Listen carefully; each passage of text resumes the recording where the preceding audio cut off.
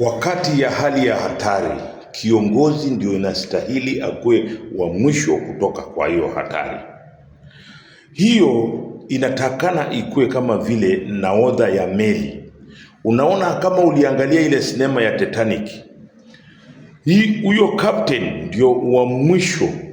Hata yeye kwanza vile aliona watu hawajatoka wote kwa meli, alijifungia kwa room yake na alizama na hiyo meli.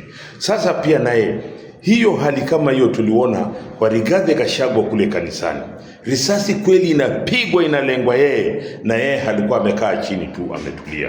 Risasi inapigwa, matia gas inalia, mpaka tukaona kwanza watoto walitolewa, wamama wanatoka, wa kanisa wenyewe wanatoka. Yeye ndiye alitolewa dakika ya mwisho vile. Sasa wameona kila mtu ametoka nje.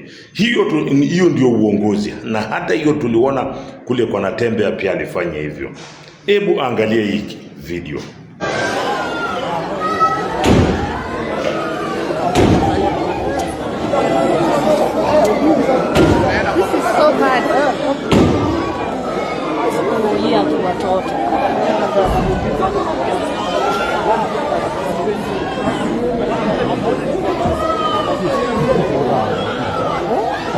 Wanaweza piga hao watu waona tu.